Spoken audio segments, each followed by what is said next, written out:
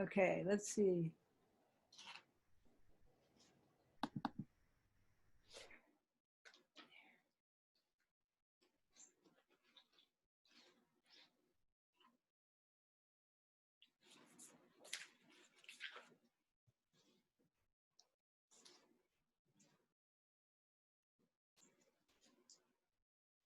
Ready?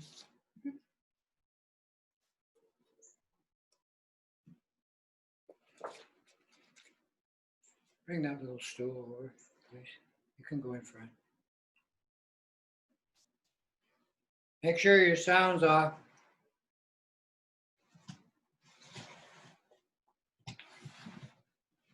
Right here.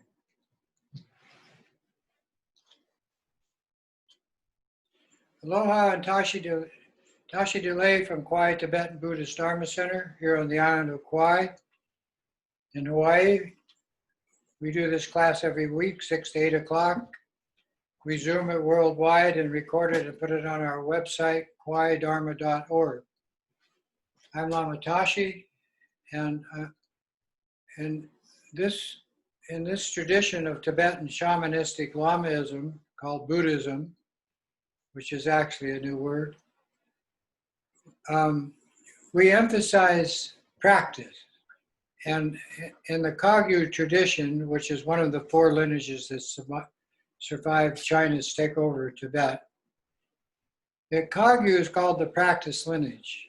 And there are actually 12 existing lineages with the teachers, what we call lineage masters, alive on the planet today. 4 of these are women. In the practice of Tibetan Buddhism, it's all about healing. And they call it Buddhism a religion, but it isn't the same as the actual definition of religion. It's actually, when we say shamanistic, we mean methods that heal the mind, heal the body, and keep it healthy, and the byproduct is the speech is healed or becomes actually very powerful and useful in these practices of sutra and tantra, where you use mantra and prayers, visualization, and resting in the natural state of mind as the result. Understanding that the mind has 2 natures is the basis of all of these practices. The 2 natures of the mind are simple to understand, but one nature is hard to connect to, because the drama mind, we call the worldly mind, actually interferes with the process, because in this present age, there are so many distractions. And I'll give you an example of one, the computer. And here we are using it, or cell phone, or TV. But beyond that, we have the distractions of the social structure that is in place worldwide that's just totally disrupting everything. And how is that taking place? Through the destruction of our natural environment. And this is definitely the number 1 problem. Because of this situation with the drama mind and us humans, 8 billion of us now, being the cause of this worldwide ecological disruption, destruction, we have to understand that since we're the cause, we have to deal with that. And the only way to deal with this really is to go inside individually, and in some cases collectively, like we have Dharma centers and we have monasteries and nunneries and retreats and so forth. But now the whole planet is doing that. And it gives you a chance to look at what is causing you, more than anything outside, suffering is your own mind. And since the mind has two natures, we have an antidote.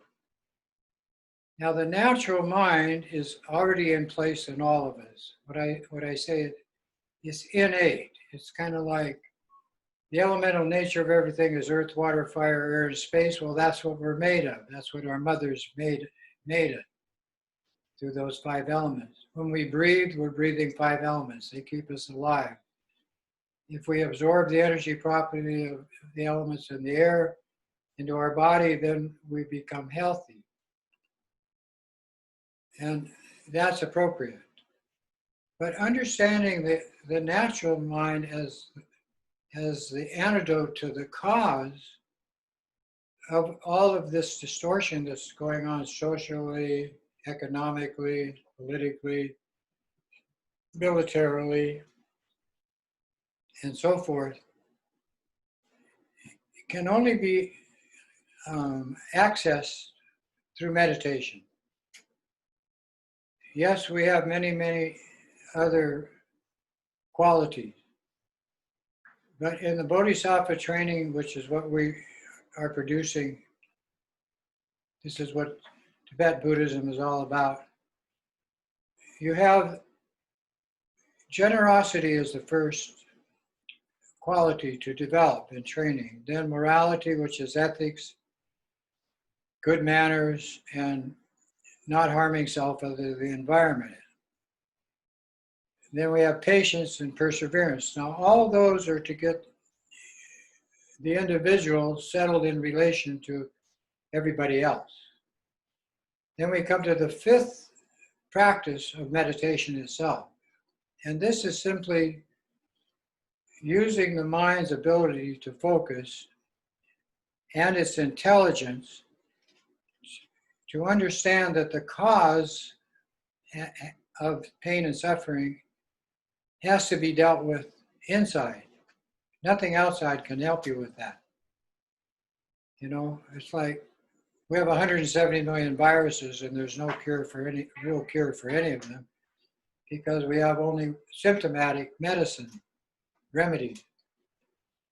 So the real cure is this internal pure nature of consciousness we call the natural mind. Some people use the word ordinary mind. But to me, ordinary is what everybody else is. Natural means an individual who is ordinary now is connecting to the natural mind to transform into something extraordinary. And that extraordinary accomplishment is called Buddha in Buddhism. And it's not a god or a goddess. It's not a heaven. It's not some place you have to go to. It already exists in your own consciousness. So the class tonight is about using methods to not only attain that state of pure awareness, but how do you use it in connection with your drama mind? And in doing that, how do you pass that on to others? How does this work? Since there's no such thing as separation, that's the first understanding in spiritual practice. That when you generate a positive energy field with your thinking and your action, there's no separation to that. It spreads out like ripples on a lake. It never stops. And the mind itself can understand everything. There's really no limits to consciousness. And the understanding of the consciousness is that it's all pervasive. That's called the Buddha nature, or Dharmakaya. Kaya means vehicle. Dharma means wisdom. So we're going to start tonight by taking refuge, and then we're going to do a series of practices that help us bring this intelligent consciousness into a mode where you access a state of calm abiding, we say peace and tranquility, and then from that state you move into states of higher and higher awareness of what's going on, remove its distortion, and then how do you use that? So we start with the practice. I have this sheet that I pass out to my students. It's on our website, kwaidharma.org. And the first most important part of Tibetan Buddhist practice is the motivation. Without this motivation, it's not Tibetan Buddhist practice. And it is called Mahayana Buddhism, and we use it with Tantra. That's called Vajrayana Buddhism. But it simply means that since there's no such thing as separation, everything and everybody is interconnected to you, and all of them, we, are everybody, each other's support. So we start with that. I think it's good to chant it in Tibetan to start with, because the spirits then know that we're their friends, that we're interested in their well-being, and that they're part of the program. And since the spirits rule the planet's bacteria, molds, viruses, and all the 5 elements, it's very appropriate. Dog dong jowa nange da dong yampe sem chen tam che du di ne jung te ji si jang shu ning po la chi ki bardu.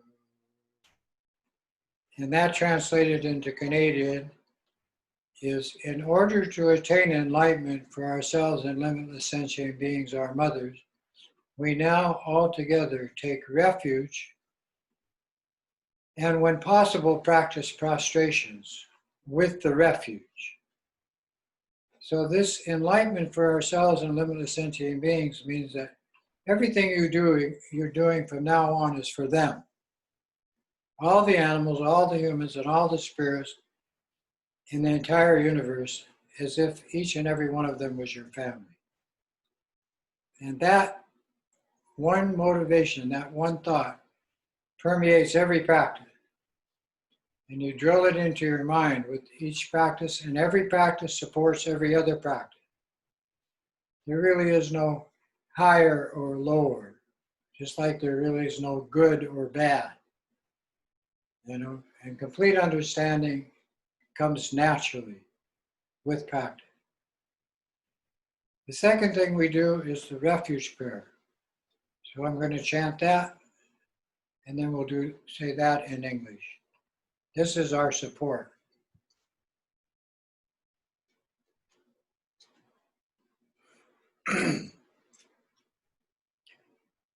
Palden Lama Dampa Namla Chapsu Chio Yedam Chokor Gilatso Namla Chapsu Chio Sanjay Chom Dende Namla Chapsu Chio Dampe Chur Namla Chapsu Chio Paupe Gendun Namla Chapsu Chio Pawo Kandro Chokyung Sume Sho Yeshe Ki Shendong Dempa Namla Chapsu Chio. Chapsu Chio is at the end of each of these 6 refuges, means we all together are doing this. We all together go for refuge to all the holy lamas. We all together go for refuge to all the idams, which are the deities gathered in our mandala. We all together go for refuge to all the Buddhas, those who have conquered their mind and gone beyond. We go for refuge to all of this supreme Dharma. We go for refuge to all the noble Sangha. And we go for refuge to all the Dakas and Dakinis, who are the protectors and defenders of the Dharma. All of these above have the eye of transcending awareness, which simply means higher states of awareness. Then we do the prayer of the 6 Bodhisattva practices. Sanjay Chodam Choki Chognam La Jangshu Vardu Dagni Chapsu Chi Dagi Jinso Jipe Sonagi Jola Benjer Sanjay Juparsho. To the Buddha, Dharma, and this Supreme Assembly we go for refuge until enlightenment. May I, through merit gained from practicing the 6 Bodhisattva disciplines, accomplish Buddhahood for the sake of all sentient beings. Now this prayer takes us into the Mahayana path, which evolves into the Vajrayana path of Tantra. And when you go to Dharma centers in Tibetan Buddhism, they start each practice or each session with this Refuge Prayer and Bodhisattva Prayer. And when you do prostrations, you say the Refuge Prayer with the prostrations and visualize all of the Buddha, Dharma, Sangha, Lama, deities, and protectors in a tree with many branches and all the Dharma texts and everything and all the protectors in front of you. And that tree is coming out of a huge lake, and around the lake are all the people you have karma with doing the prostration with you. You imagine that. So you're not just doing a hatha yoga practice. You're tying the mind and the body and the speech by saying the Refuge Prayer, either in English or Sanskrit, while you're doing the prostration. And I'll show you a picture. Hand me that refuge tree. I'll show you a picture of the refuge tree. This is the Kagyu lineage refuge tree. All the lamas use this. And when you use this, here.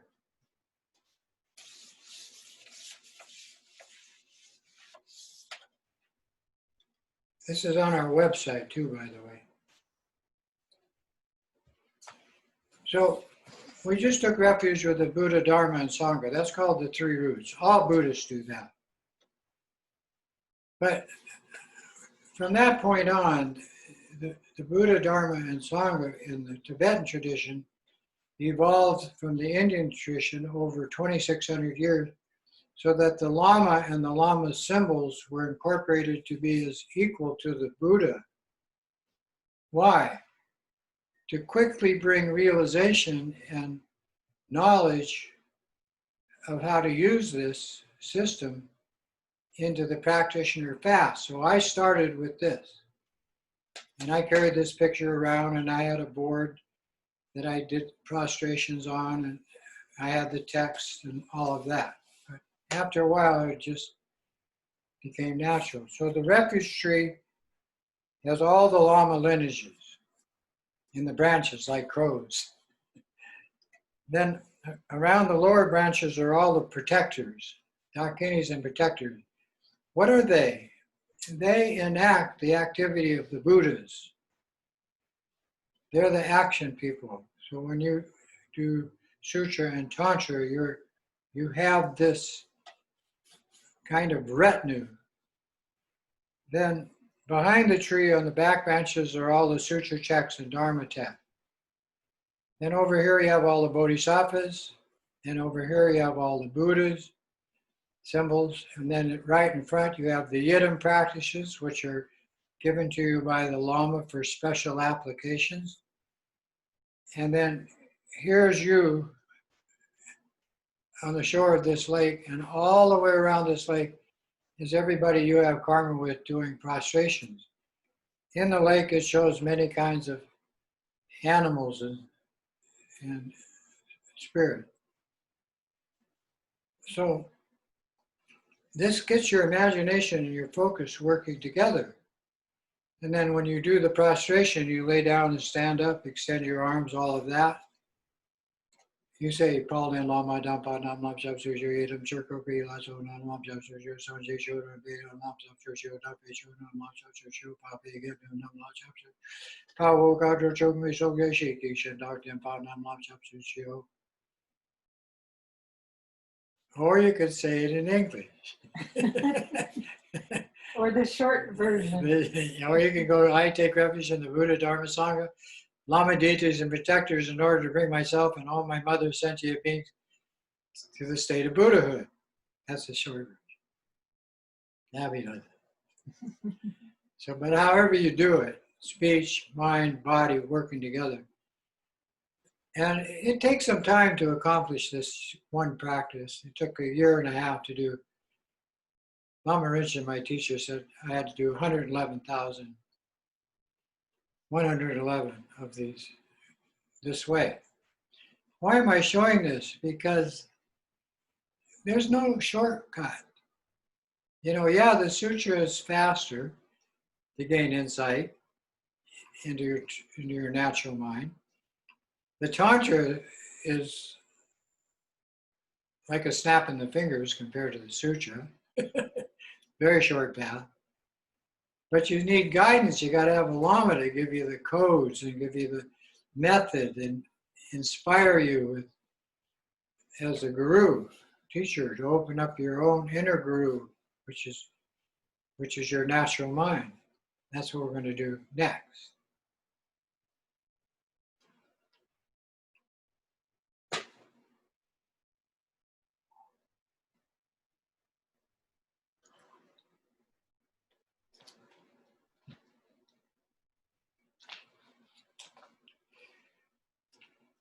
My inspiration, besides Kala Rinpoche, my root lama, and Lama Rinpoche, my teacher in Honolulu, both of these lamas are about 3 to 5 years older than me, best way to put it. Trangu Rinpoche, who has a beautiful monastery in Richmond, British Columbia, was one of my first teachers, and he is still my teacher today, and I keep a very strong connection to him. How do I do that? Well, by reading texts and reading his teachings and books, and by going to his monastery and doing monlams and other training. And he sits on top of my head like that. But he's very prolific. This is all of his stuff on 2 pages that his center puts out graphically. Books, Dharma teachings, texts, videos, all kinds of stuff.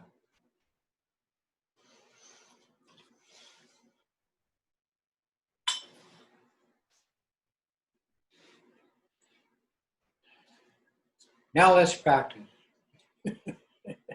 Abby gets a smile.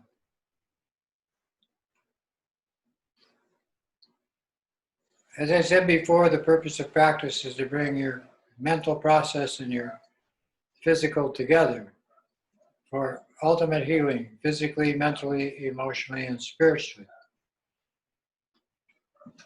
You practice until the practice becomes like your breath, sustaining you and ongoing. Meditation, formal practice, post-meditational interaction in the world and worldly activity. But after a while, there's no break. Meditation practice, either at night or daytime, evolves into when you go to sleep and evolves into when you wake up and whatever you do. Brush your teeth, go to the bathroom, eat, work, play, whatever. That's the accomplishment of this. So you sit to start with in a chair or on a cushion in as much as a peaceful setting as you can find, with your back straight. And if you can't sit, then you can do this laying down, or some people do it standing. Head slightly tilted forward, hands in a comfortable position on the knees, palms up or down, up to you, or in the lap, right on top of left as thumbs touching. This is actually a mudra of a Buddha Amitabha. Mouth closed. If you can't breathe through the nose, slightly open. Tongue resting against the palate. And eyes slightly open with a soft gaze to the space and light energy 2 feet in front of you. And this is the energy we're going to be working with all of these practices. It's right there.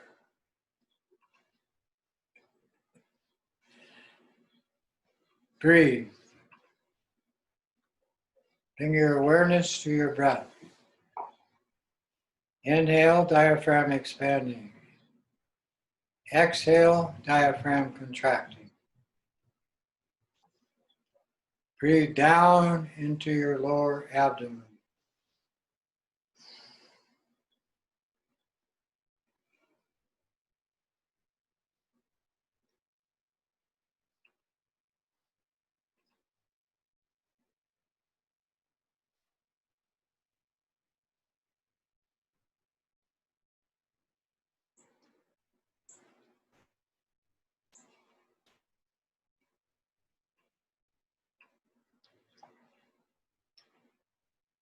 Then using the breath for focus, you simply imagine your inhale to be white light filling both lungs.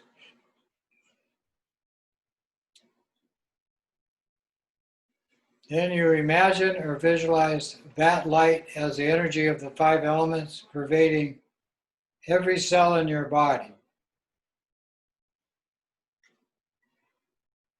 either all at once, like in a flash, or longer periods. Then you combine the code of these 2 colors, white and red, and exhale out the nose, blue light to space. Available as a health support breath to all beings and your environment.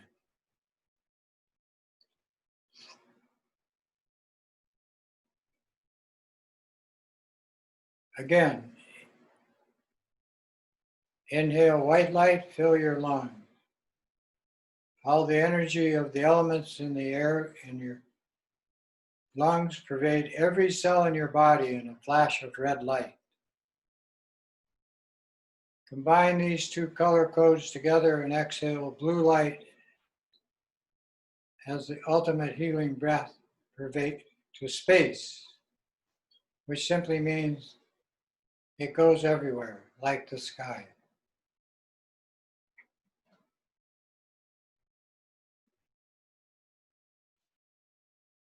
When you do that healing breath, you're breathing like a Buddha. It activates the all-pervasive nature of your mind we call the Dharma vehicle or Dharmakaya.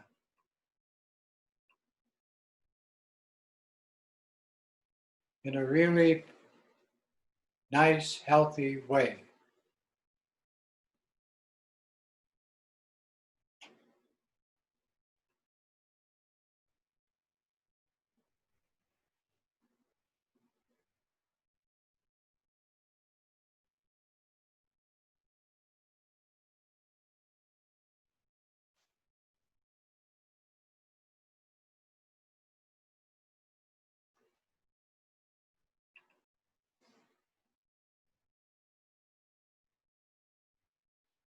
Some people ask, how long should you do this? Everybody is different. But when you notice yourself starting to relax or settle, and the worldly activities of the day are losing their hold on you, and your thoughts are not racing all over the place, that's called settling.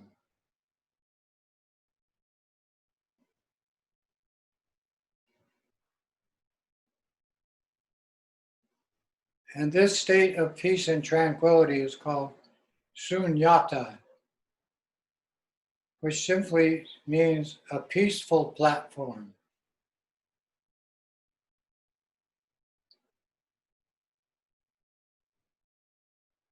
Then from this state of peace and tranquility, you start your practice.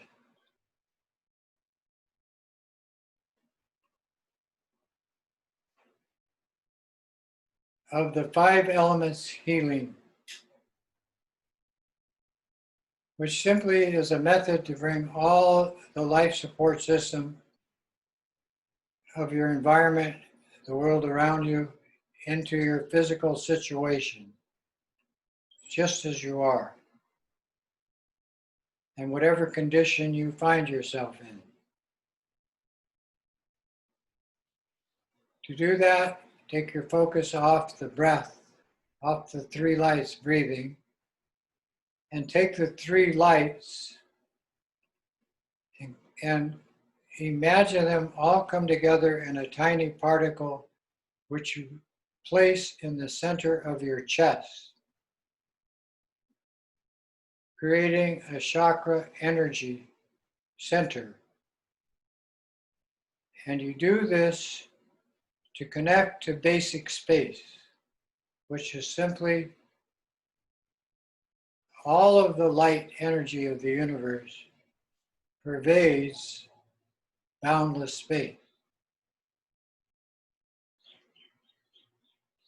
And it is all interconnected. So you just rest in that state of complete openness with that particle.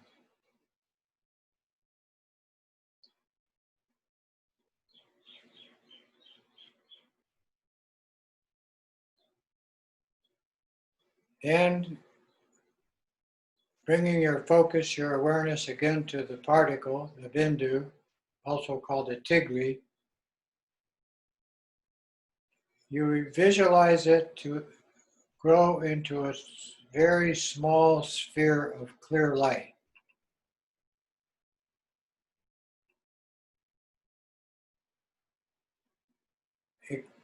Visualize this sphere of clear light to expand, and as it does, you start to create geometrically one of the symbols of the 5 elements that you are using in this meditation for healing.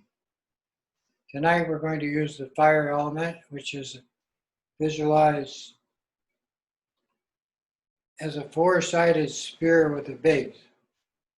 The same geometric configuration as the pyramid, but small, about the size of your thumbnail. Looks like this.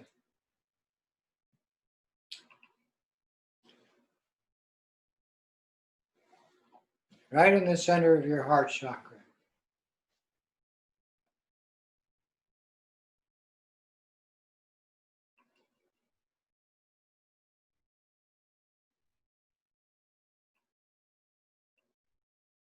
When you can see this clearly, then imagine it to grow in size until it creates a large tent or room that you can visualize your body just as you are sitting inside.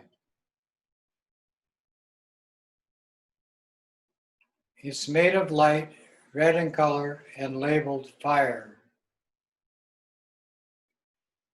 which is a form of radiation or warmth.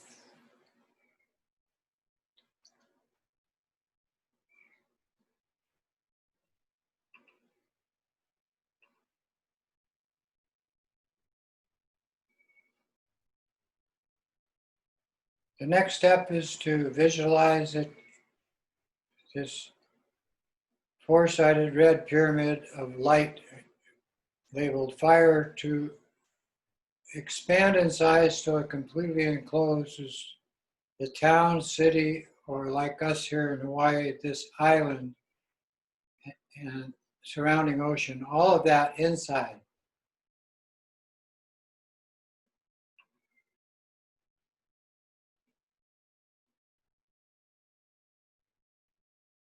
Expanded in the next step to a size large enough to enclose Mother Earth, including her atmosphere of air.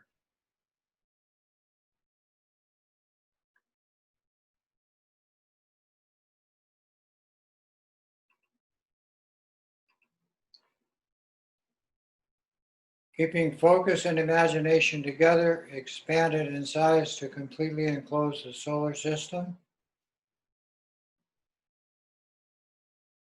which is billions of miles in diameter.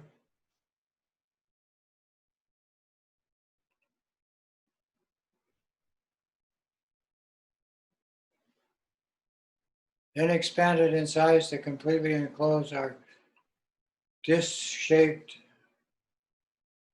galaxy.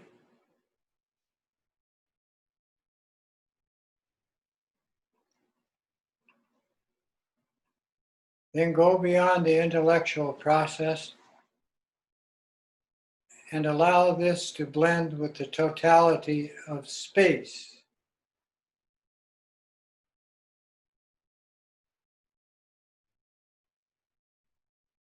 Actually, no meditation, you're simply being present and contemplating the infinite light of boundless space.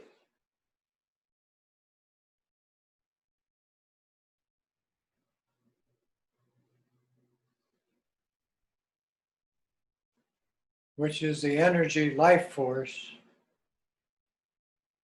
of the universe.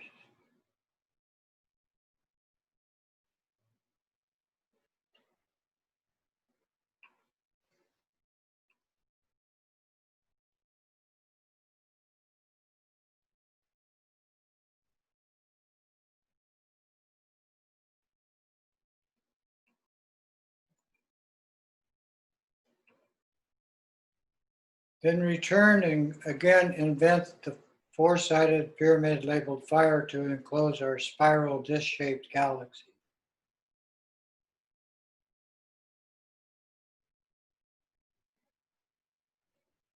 Reduce it in size to just enclosing the solar system. Condense it even further to just enclose Mother Earth.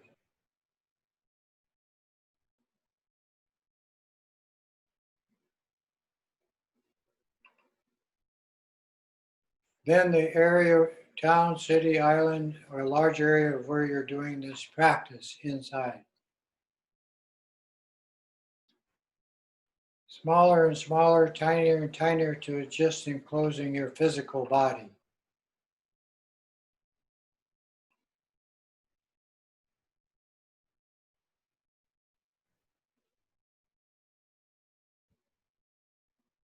At this stage, you're simply absorbing all of the life force energy of the entire universe for healing.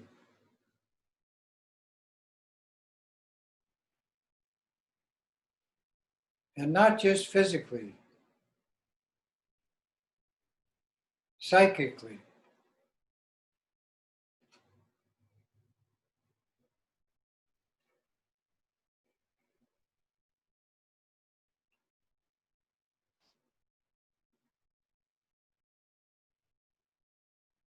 Then end the practice by returning the sphere to its original small size, 2 feet in front of your eyes. Bring it to chest level into your heart chakra. Reduce it in size to a small sphere of clear light.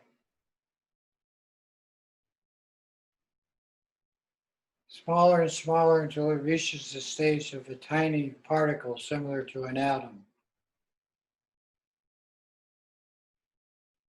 And relax in a state of non-meditation as that interacts with the infinite light of the fabric of boundless space.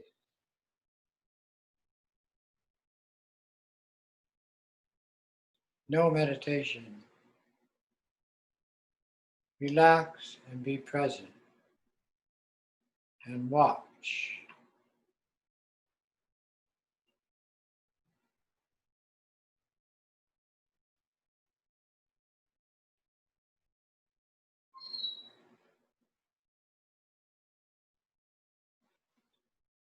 And you will know that everything that arises in thoughts and body sensations and emotional programming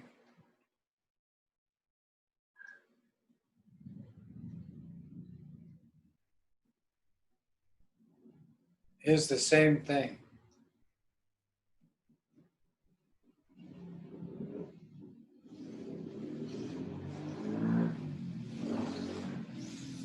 Every thought is a new thought.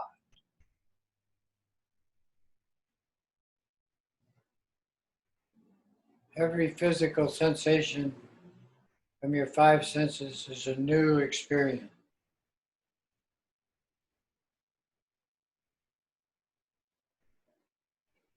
And the emotional byproduct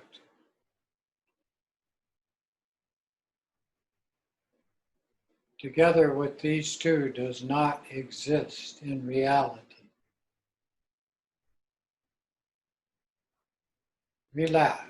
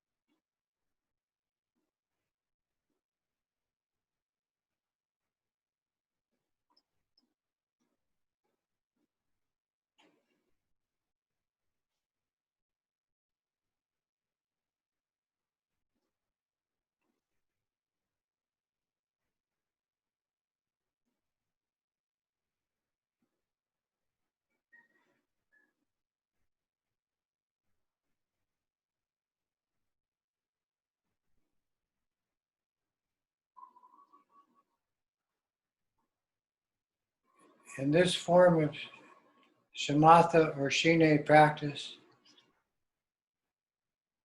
it's all about being present,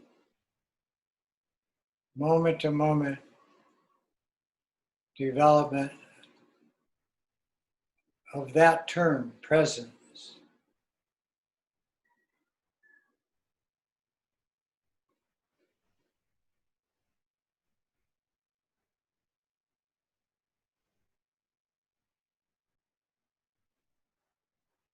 And using this in the drama world is very useful.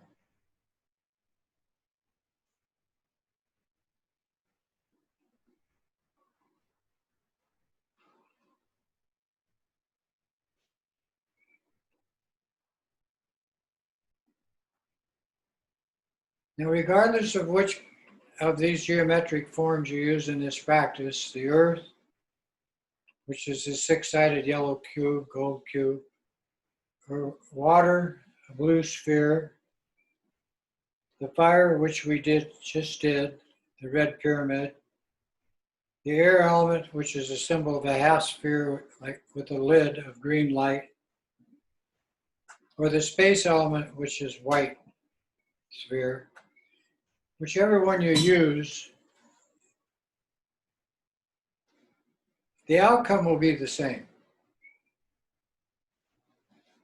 And it not only causes healing activity within your physical body and the ability to more and more relax the mental processes and lessen the attachment to your sensual perceptions, but it also, like when you breathe and you bring the breaths together, this causes this settling. So you're not only settling, but now you're starting to understand the spatial aspects of everything you do. And then you apply that to your conduct, which is the conduct now of a Bodhisattva, or practicing Bodhisattva training. The thoughts as they arise and physical sensations of the body, to lessen their damaging effect of distorting by emotionally involving yourself with those, or worst of all, thinking that they're real when in fact they don't exist. It's kind of like putting on glasses when you go into a movie theater to watch a 3D movie. If you don't put on the glasses, it's not a 3D movie. But more than that, if they don't turn on the projector, it's just a blank screen. But then when they put those three things together, then it comes out of into you, at you.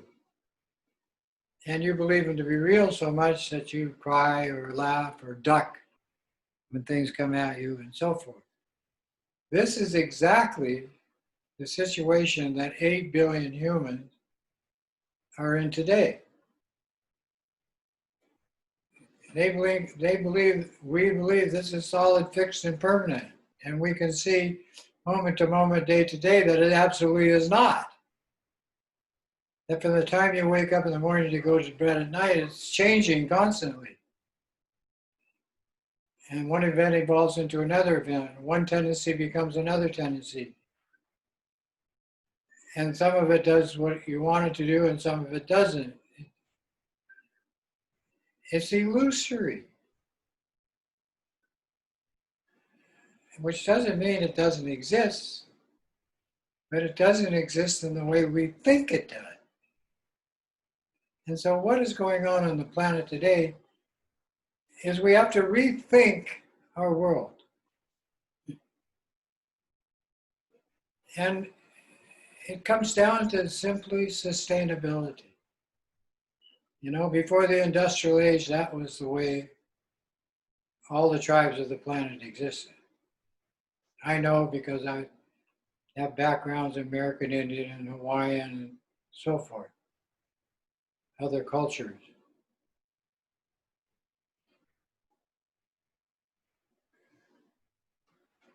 When you become sustainable, then the ecology of the environment around you is supportive. When you're not, it's totally damaged. And then you start to apply that word with another word, which is what your natural mind brings out, is appropriate. So on the worldly side, everything has to be sustainable. But on fulfilling the mission of all sentient beings to be happy and free of suffering, it has to be appropriately sustainable. That takes insight. To accomplish that in Tibetan Buddhism, we do what is called Manjushri. Now, we have Sutra and Tantra practice. The lamas, men and women of this tradition, present everything in both ways. And if you do the Sutra text, that'll get you there.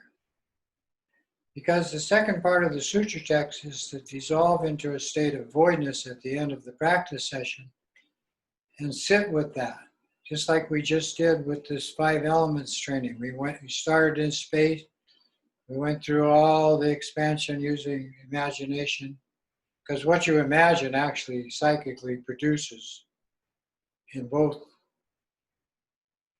aspects of your consciousness what you need, what's appropriate. And then you disappear it. Why do we do that in Tibetan Buddhism? Because it's just mind training. Oh, it's just mind training.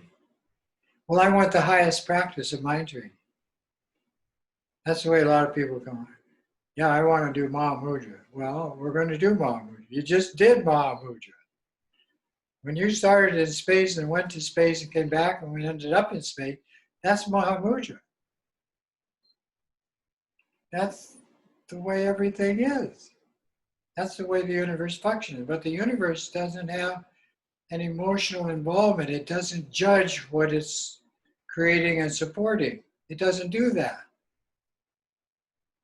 You know, we have these ideas of gods and goddesses. That's not it. You know? You can use the gods and goddesses for tantric practice, but that takes some training. You can use your conduct, you can use your thoughts, and you can use your emotional energy. All of that is useful. So we're going to do that. Sit with your back straight, head tilted forward, mouth closed, eyes focused to the space and light in front, hands in a comfortable position.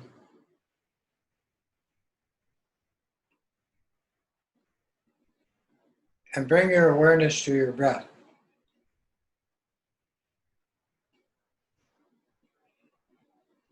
As you inhale the air, visualize it as light filling your lungs and hear the sound Om. Now, when you put sound and visualization together, that's Tantra. So this is a tantric practice.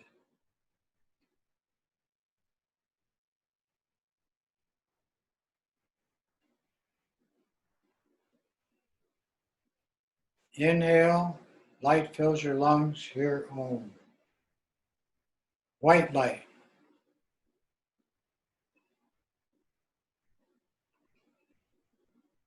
The middle breath, the absorption breath, is all the energy of that passing through every cell in your body, visualized as red light, even through your hair if you can.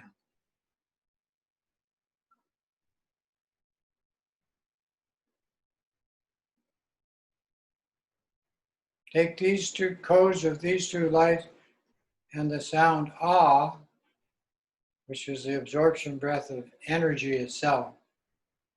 It's the sound of energy. Take the Om and the Ah and the two colors, white and red, blend them and send them out your nose as blue light to space and hear the sound Hum. This code word Hum is all of the healing properties in one sound. Physically, mentally, emotionally, spiritually, psychically, materially, and illusory. All of it. Applied to all existence of the four spirit worlds and wherever animals and humans take birth on planet. That's the app.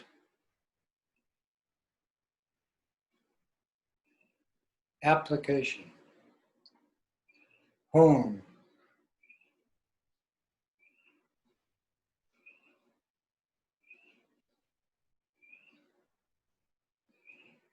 Now breathe like that. Inhale white light, fill your lungs, your Om. The energy of the light is the five elements pervading all your cells in your body. You hear the sound. Red light, Ah. Exhaled out the nose, the code of these two sounds and two lights together. Blue light to space, Hum.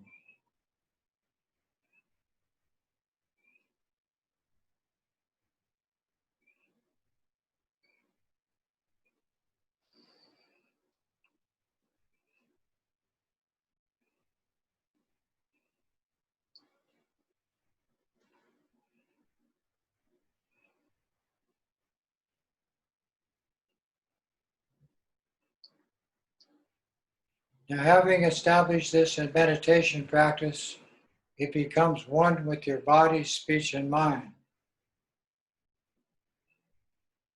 Then to start the tantric practice of whatever deity, for instance, now we're going to do Manjushri, you start by visualizing the Lama in front as a representation of all the Lamas of all the lineages of Tibetan Buddhism from today back to Shakyamuni Buddha 2,600 years ago. All in one guru in front, life-size. When you did the refuge tree, this guru was in the center of the refuge tree.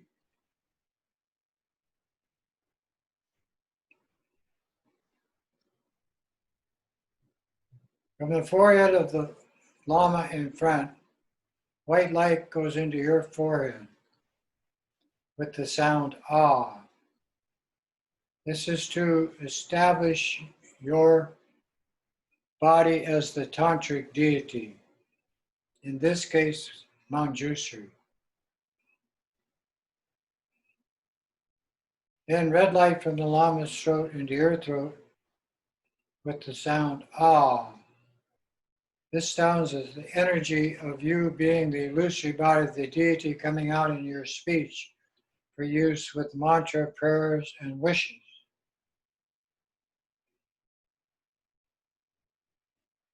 Then you see blue light from the Lama's heart center in front into your heart center.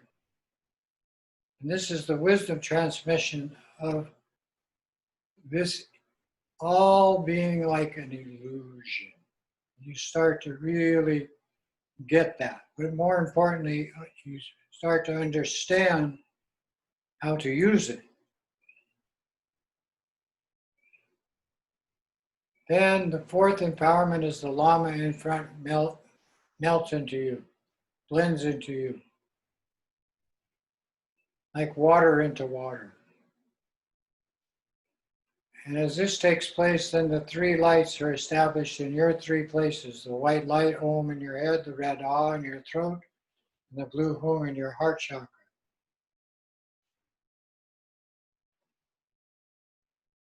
Then to start your practice, you bring the white Om, visualize it come down the central channel of your life force to the red Ah in your throat. These two together down into the blue Hum in your heart center. When these three are merged together in your heart center, you become the deity of your choice. Tonight we're using Manjushri with the creation sound D, which is the sound of light. Everything is made of light, your thoughts, all energy, and all things that you essentially perceive. This universe is simply D.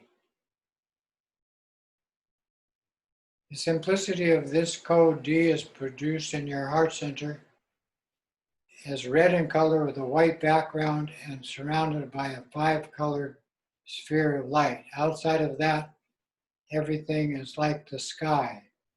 If you want to think blue, that's okay.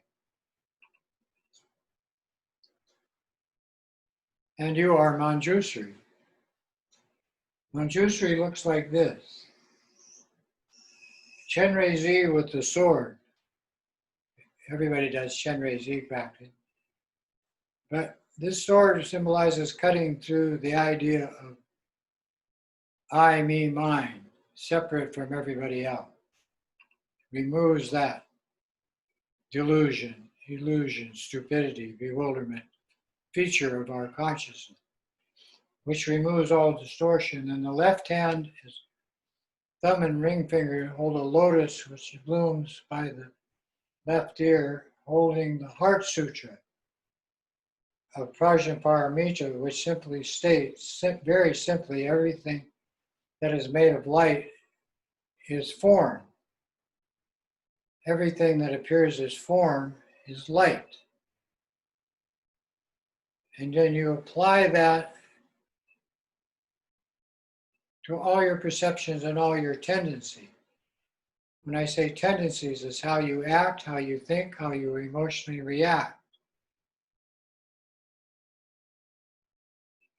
So as Manjushri, you're dressed like a god in silks of 5 colors. That's the 5 element symbol. 6 kinds of jewels. That's the 6 Bodhisattva disciplines.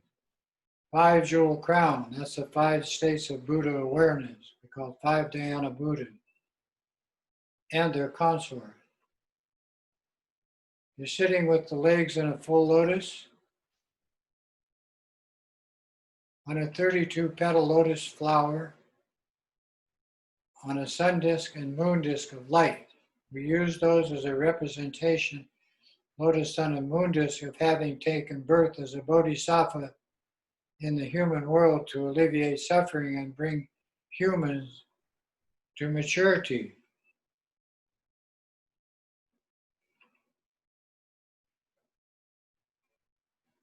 And no end to that process. No end to that mission. Manjushri is all about bliss and energy, developing by being this rainbow body of this deity to accomplish the connection of the inside of your true mind is voidness with knowledge on how to use that to benefit others and your environment. That's Tantra, highest Anatura Tantric Yoga. Inseparable from the mind of all the lamas of this tradition.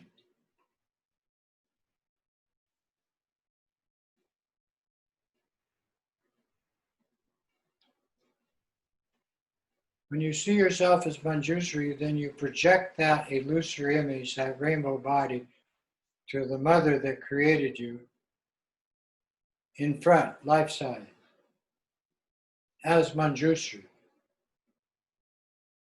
Then you project to Father and all relatives, friends, lovers, everybody you have karma with this life, pets, even enemies and adversaries.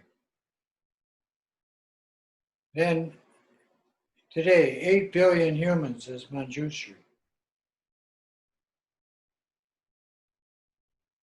Equal in status. And all the animals in the ocean and on the land is Manjushri. And you create this mandala of light and light beings in your consciousness until you're able to include the infinite number of sensing beings that fill the universe. All the gods, all the demons, all the deprived spirits, all the war and war gods, all those drama-minded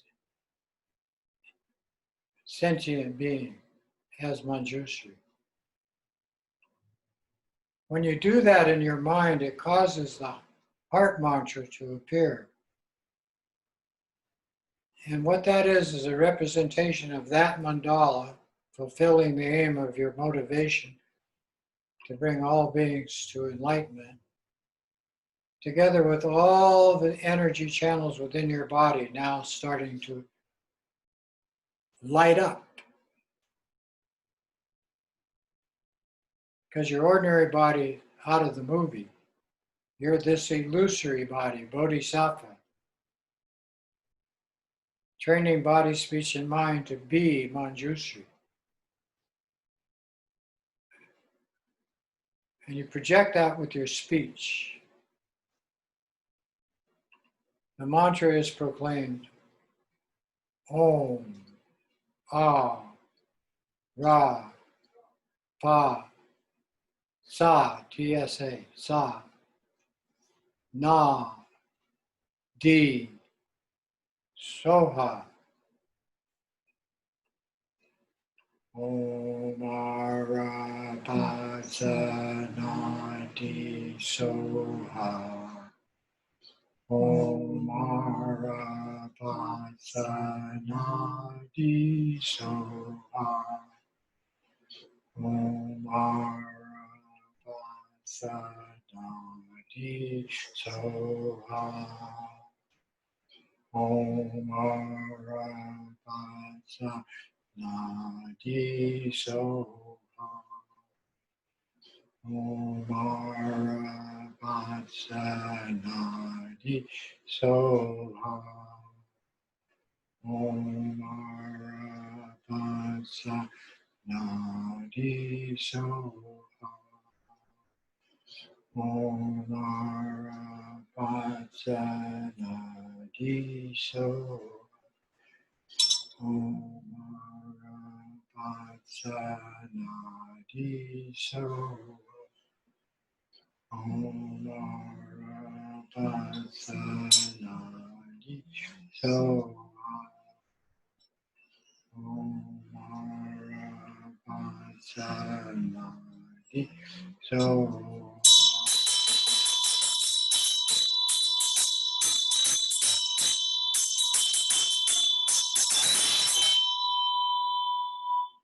Om Arapatsa Nadi Soha. So when you say this mantra, it's circling the D, the red D, inside the 5 colors sphere of light. And the letters are facing outward in a circle. The D in the middle and Om Arapatsa Na Soha, circling.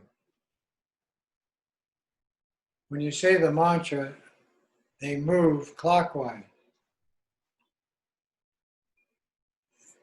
The energy that creates the channels and winds within your Bodhisattva illusory body as the deity pervades 72,000 channels stemming from 5 chakra centers, but mostly from the D and the mantra. And you're creating this with the practice of being Manjushri and visualizing the mantra around the D and a mandala filling the universe of an infinite number of beings as this symbol of compassion, power, and insight, transforming one's body, speech, and mind into those 3 realities. Compassion, altruistically applied, with loving kindness as the motivation. Insight into the true nature of your mind and how to use that. And power over your own tendencies and afflictions that have arisen from many, many uncountable lifetimes to this one. Purified simply by being Manjushri and doing the mantra. Applying it to limitless sentient beings as your family. Alleviating suffering and bringing all to realization of truth, absolute truth. Om Arapatsa Nadi Soha. Om Arapatsa Nadi Soha. Om Arapatsa Nadi Soha. Om Arapatsa Nadi Soha. Om Arapatsa Nadi Soha. Om Arapatsa Nadi Soha. Om Arapatsa Nadi Soha. Om Arapatsa Nadi Soha. Om Arapatsa Nadi Soha. Om Arapatsa Nadi Soha. Om Arapatsa Nadi Soha. Om Arapatsa Nadi Soha. Om Arapatsa Nadi Soha. The D is the origination of your natural mind, spreading everywhere universally, timelessly, no beginning, middle, or end. The mantra, bringing bliss, healing, and the knowledge of voidness to limitless sentient being. The deity is activating this in yourself and all sentient beings as the true nature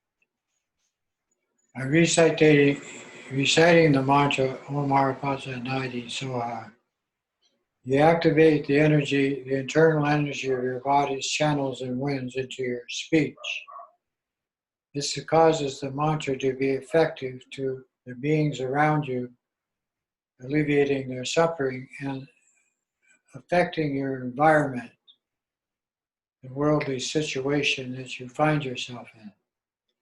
But most importantly, it communicates to the spirits who have been hearing this for thousands of years, because they live a very long time, that you are interested in their well-being.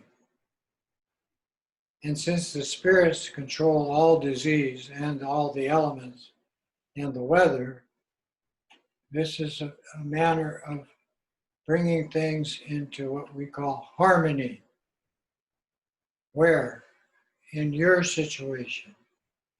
But at the same time, alleviating tendencies that are harmful that have occurred over many thousands of lifetimes, which can arise in this lifetime as hindrances and obstacles and distortion to what you are accomplishing.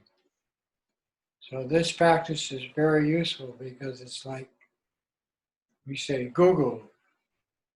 It opens up the information aspect of your consciousness that gives the right answers to how to use it. Keeping in mind, is it sustainable and is it appropriate?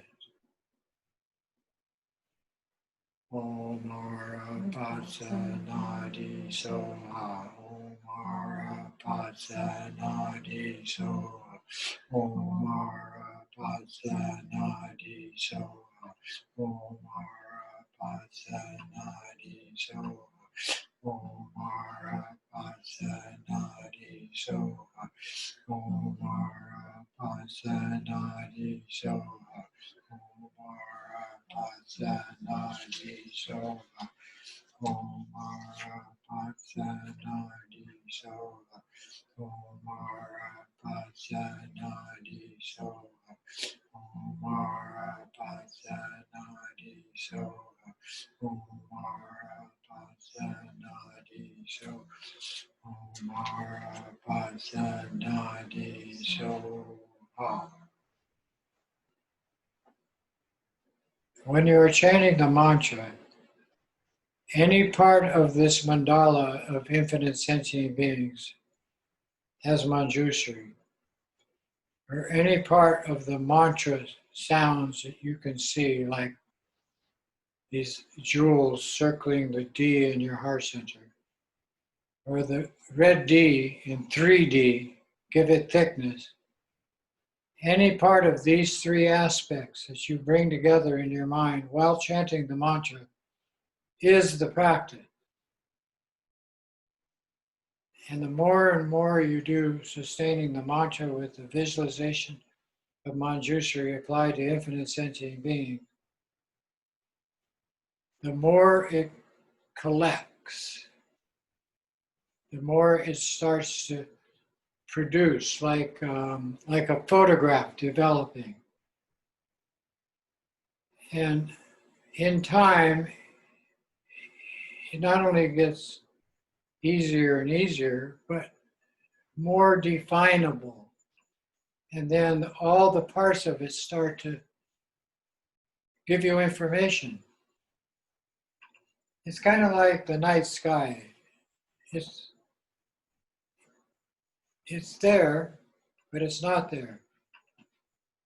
But it has vibration, it has sound, and it can talk to you. The ocean, it's there, but it's not there, but it can talk to you. The wind, the earth under you, and how it manifests with plants and so forth, mineral life. Communication. So this mantra is the key to opening that all up. The D, the seed cell of the, simply means infinite light. The vibration of everything is this light in your thoughts and all the productions and in your body and the world around you. No limit, no ceiling, no beginning, middle, or end. None of that. Omara Patsa Nadi Soha. Omara Patsa Nadi Soha. Omara Patsa Nadi Soha. Omara Patsa Nadi Soha. Omara Patsa Nadi Soha. Omara Patsa Nadi Soha. Omara Patsa Nadi Soha. Omara Patsa Nadi Soha, Omara Patsa Nadi Soha, Omara Patsa Nadi Soha, Omara Patsa Nadi Soha, Omara Patsa Nadi Soha, Omara Patsa Nadi Soha, Omara Patsa Nadi Soha, Omara Patsa Nadi Soha, Omara Patsa Nadi Soha, Omara Patsa Nadi Soha, Omara Patsa Nadi Soha, Omara Patsa Nadi Soha, Omara Patsa Nadi Soha, Omara Patsa Nadi Soha, Omara Patsa Nadi Soha.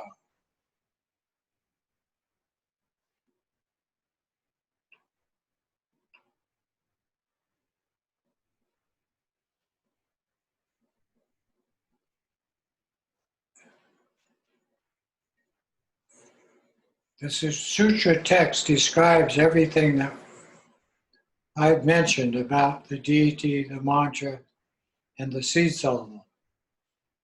And it also has a lot of aspects of what we call making offerings, connecting to the guru, also purification using Bodhisattva, also doing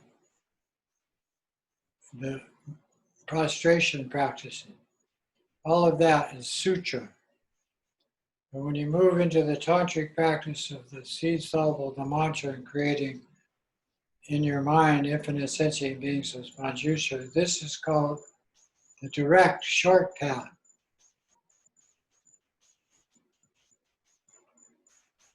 The accomplishment can take place in one lifetime.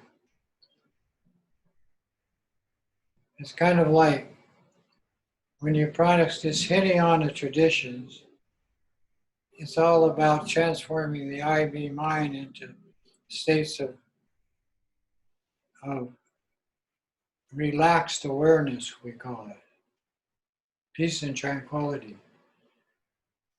When you practice Mahayana, it's about using that as a platform to use compassion and alleviate the suffering of infinite sentient beings as your motivation for practice.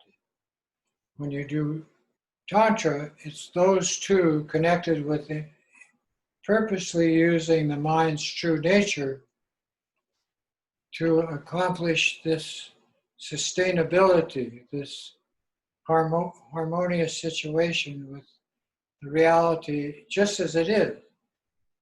The reality of what?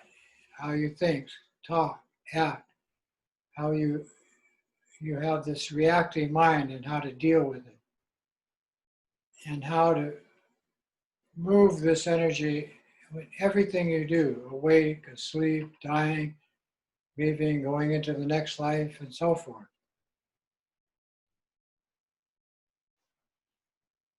So now we come to the accomplishment stage of tantric practice. Since nothing exists in reality according to the natural state of your consciousness, which has no judgment, which doesn't emotionally connect to thoughts, conduct, or activities, then you simply erase the mind training program of Manjushri and what it is intended to accomplish, and move into the state of complete higher awareness. The complete state of higher awareness is called ultimate, and it applies to the nature of truth itself. The drama state is relatively true, and the ultimate nature of mind is ultimately true, and they're inseparable. And in shamanistic Lamaism, it's the blend in a way that is sustainable and appropriate to you, all the beings in the world around you. The way we do it is we take all sentient beings as Manjushri in our self-created mandala, proving to ourselves that everything is this nature of light, illusory. We blend all those sentient beings or absorb them into our central Manjushri. And this symbol of your symbol of compassion, power, and insight, you disappear into the heart mantra. Then starting with the Om, Ah, Ra, Pa, Sa, Na, So, Ha, all go into the D.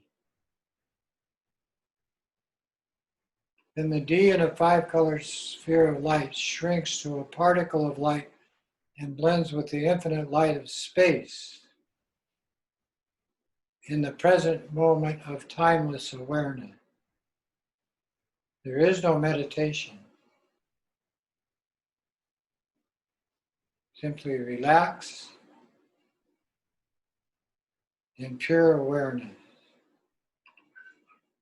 which has no beginning, middle, or end.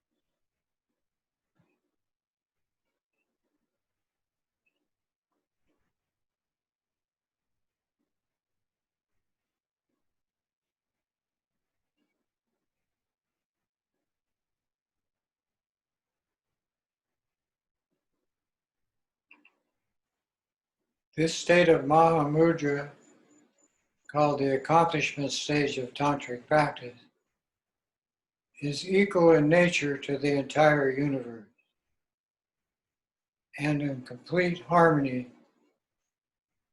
with everything that exists.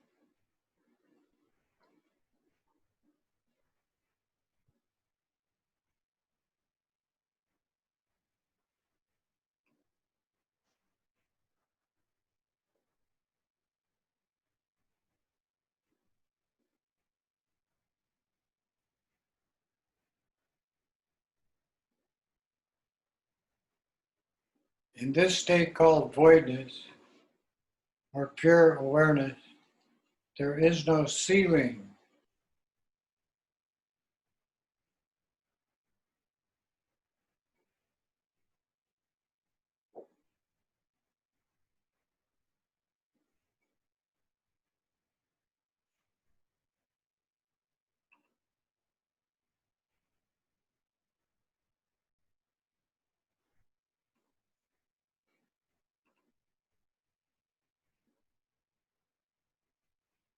Because you generated this state of Mahamudra in your mind,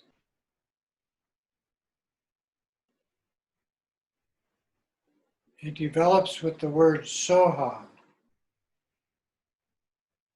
available to everyone and always increasing.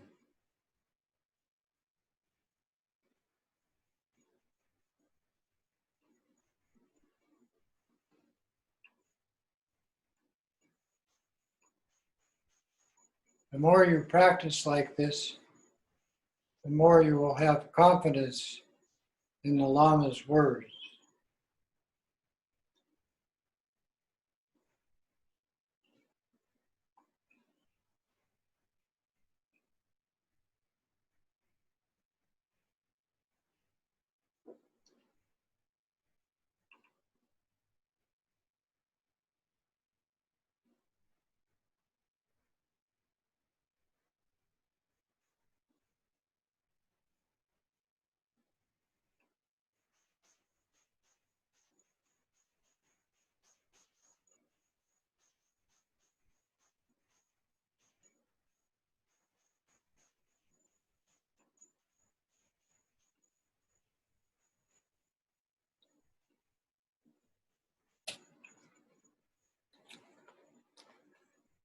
Then when you finish your practice session or this particular part of the practice session, remember to dedicate this activity of your body, speech, and mind as results to all limitless sentient beings, which are in reality Manjushri.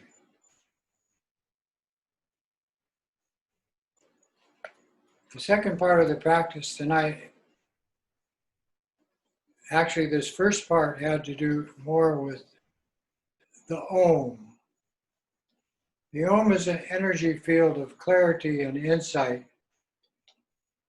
that brings knowingness spontaneously into the situation of the practice and post-meditationally into the situation of whatever activities you find yourself, whatever relationship. The second practice of Manjushri tonight involves the seed syllable Ah.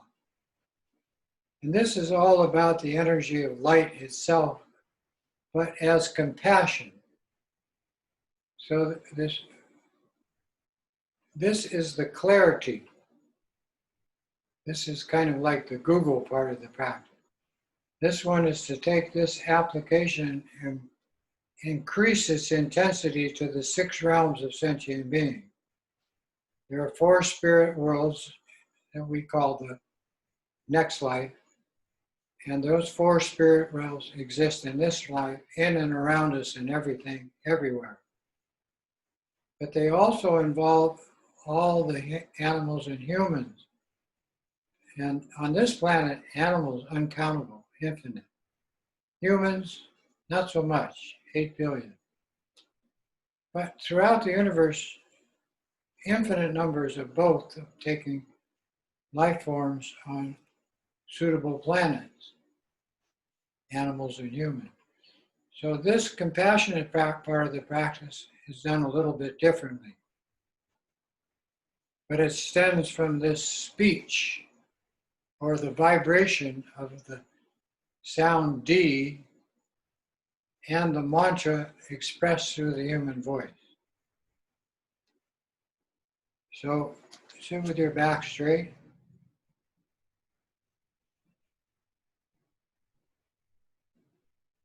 Head tilted, eyes in front, mouth closed, hands comfortable.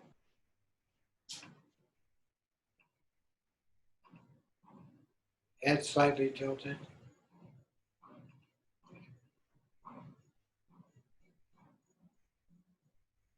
See the D in your heart center. Go out to all the lamas, deities, and protectors through your sound of refuge and bodhicitta prayers. I do it with the 10 homes. Home, home, home. Home, home, home, home. Home, home,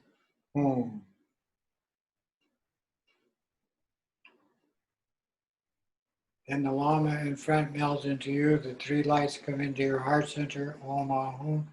The sound D appears. Your Manjushri. Then you start to manifest all sentient beings, your mother in front, and all mother beings as Manjushri, filling your mind, your consciousness. With this intelligence, the vibration of all of that causes the heart mantra to appear. Om Ara Pasa Na Di. Now when you say that this mantra, you don't have to say the Soha, which means apply to everyone, always increasing. You're going to do that. And you do that by visualizing the D on an upright sword, long-bladed sword with a Vajra handle. This is a Vajra. In your heart center with the D on the blade in red. Then there are 6 other swords with Vajra handles laying flat, pointing in 6 directions. And they have the mantra marked on each blade, starting in front. Om, Ar, Ra, Pa, Sa, Na.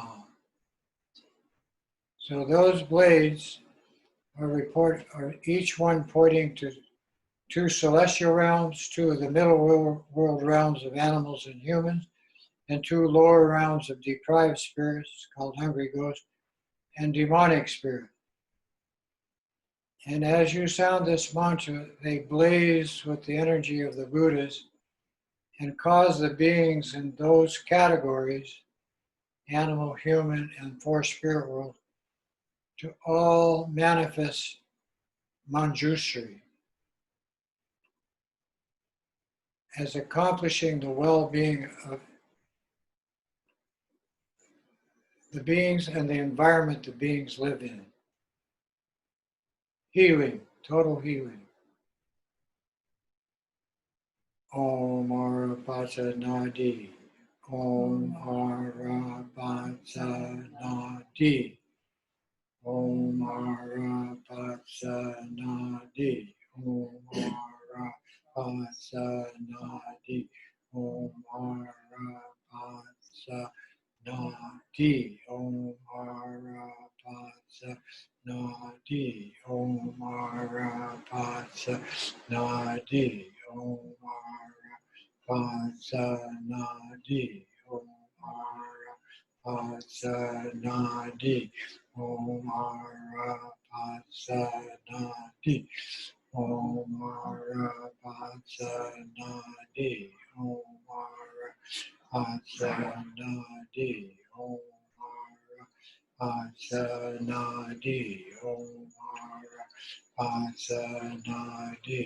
Om Ara Pasa Na Di. Om Ara Pasa Na Di. What happens with the energy from each of these enlightening, what we call weapons of enlightenment, is in the celestial realms, they cut off the arrogance of all the celestial realms. In the war gods are we call where we have all these various worldly emanations of gods and goddesses.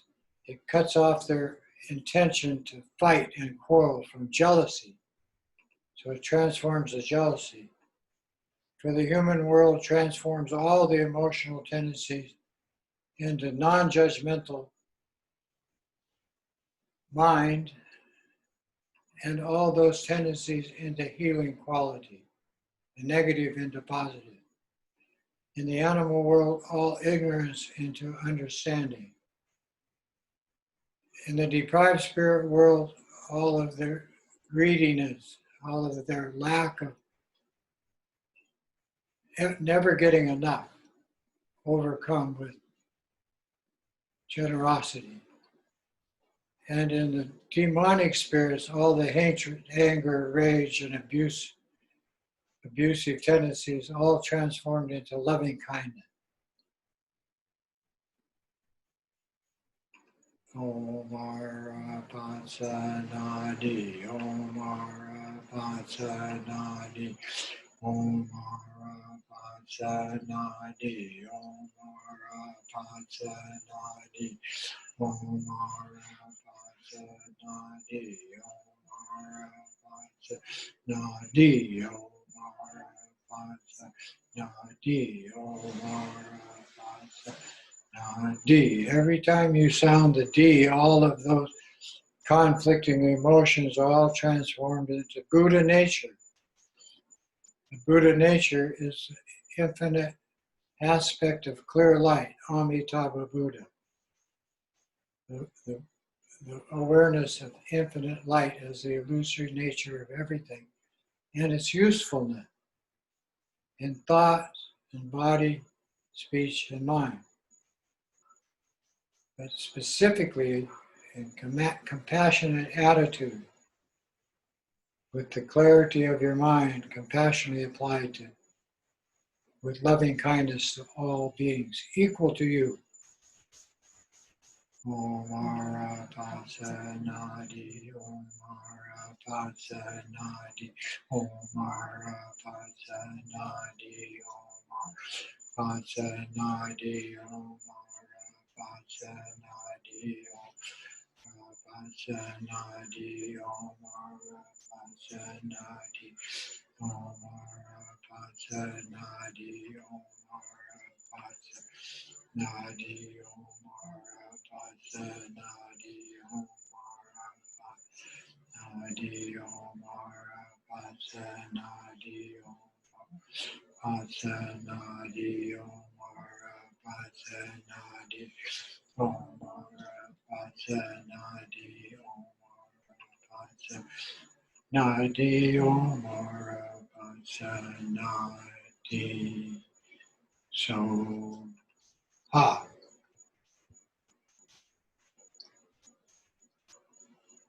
Then, as before, we move from the practice stage of the meditation of the deity, mantra, and creation sound, seed syllable D, by blending all sentient beings in your mandala from every direction into you as a central Bodhisattva symbol.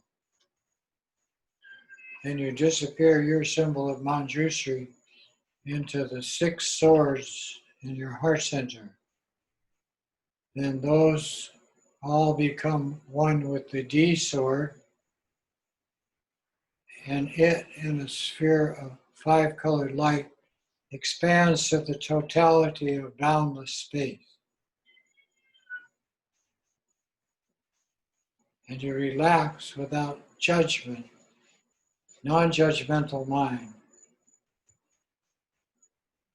in voidness in the present moment.